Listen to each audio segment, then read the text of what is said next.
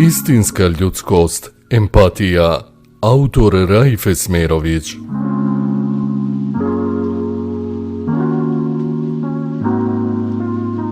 Šta je empatija? Najjednostavnije bi bilo reći da je to sposobnost da uđemo u cipele druge osobe sa ciljem razumijevanja njenih osjećaja i stavova i da to razumijevanje koristimo za usmjeravanje vlastitih postupaka. To se razlikuje od dobrote ili sažaljavanja. Još nešto bitno jeste da empatiju ne treba dovoditi u vezu sa ovim zlatnim pravilom: ne čini drugome što ne želiš da se učini tebi.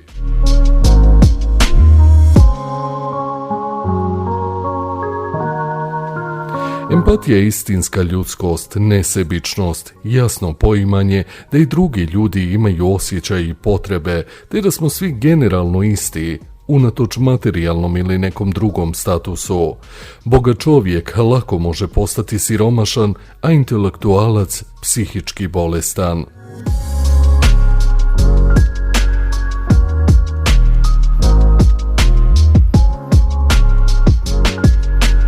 Empatija je dakle sposobnost razumijevanja ili osjećaja onoga što druga osoba doživljava, odnosno umijeće postavljanja sebe u položaj druge osobe.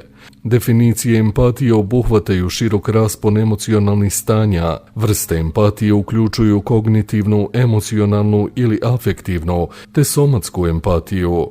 Ona omogućava prosocijalno ponašanje, odnosno potiče na razvijanje društvene svijesti.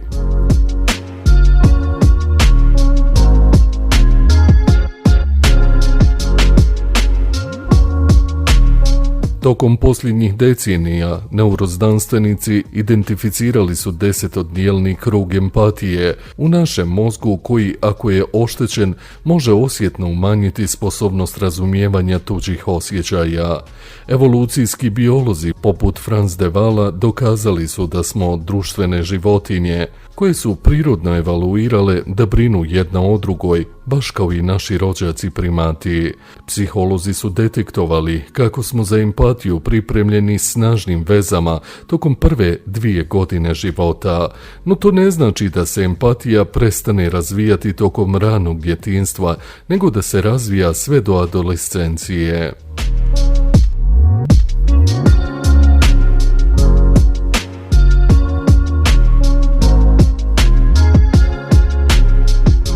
Ipak, unatoč tome, većina ljudi posjeduje empatiju prema osobama poput sebe, prvenstveno unutar familije, dok će njen intenzitet rizično opadati kada su u pitanju lica koja se nalaze izvan kruga porodice, zajednice, vjerske ili etničke pripadnosti.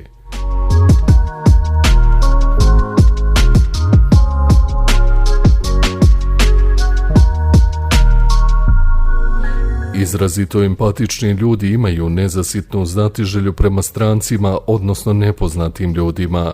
Razgovarat će sa osobom koja sjedi pored njih u autobusu, ispoljavajući tako onu prirodnu radoznalost koju smo svi imali kao djeca, ali koju društvena pravila skoro uvijek vremenom ubiju u nama.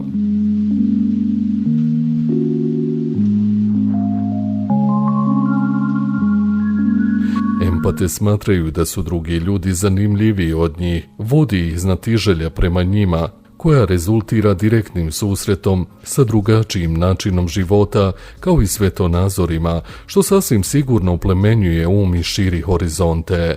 Također radoznalost poboljšava zadovoljstvo životom. Po riječima američkog gurua sreće, Martina Seligmana, znatiželja je koristan lijek za hroničnu usamljenost koja pogađa svakog trećeg Amerikanca.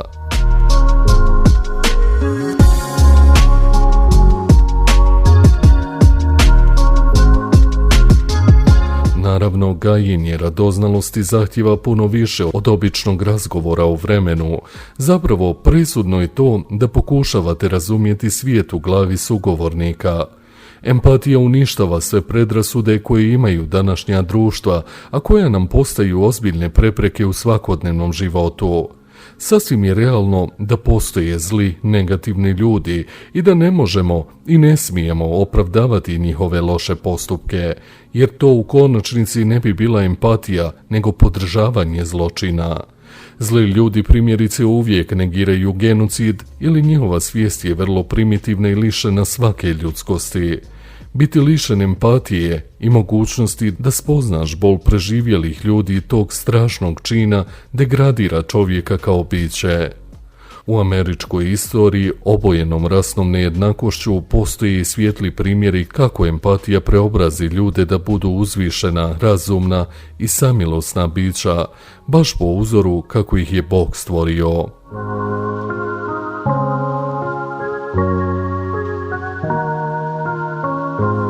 Claiborne Paul Ellis, rođen u siromašnoj bijelačkoj familiji u sjevernoj Kaliforniji 1927. godine, živio je vrlo teško, sastavljajući kraj s krajem, radeći u garaži i vjerujući da su Afroamerikanci uzrok svih njegovih problema i bijede.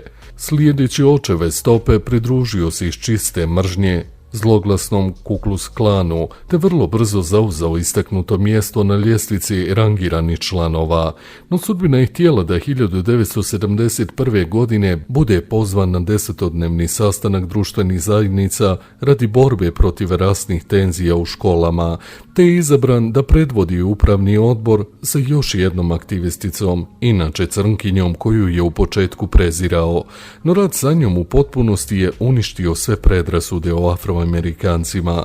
Shvatio je da ona ima iste životne probleme kao i on, posebno siromaštvo, pa je počeo drugačije gledati crnce, rukovati se sa njima i doživljavati ih kao sebi jednake. Kasnije izjavio: bio je to osjećaj ravan onome kao da sam se ponovo rodio.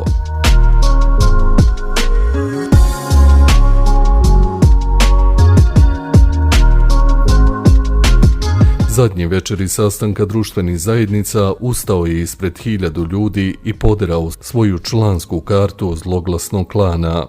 Ellis je kasnije postao organizator rada sindikata čije je članstvo sačinjavalo oko 70% Afroamerikanaca. On i Ann ostali su prijatelji do kraja života. Vjerovatno postoji mnoštvo drugih i sličnih priča, ali ova na vrlo moćan način prikazuje snagu empatije da se prevlada mržnja i promijeni mišljenje. I za kraj treba reći kako niko nije bolje sažao bit empatije od Indijanaca, kod kojih postoji izvrsna izreka, a koja kaže: prošećite 1 milju u mokasinama drugog čovjeka prije nego ga počnete kritikovati.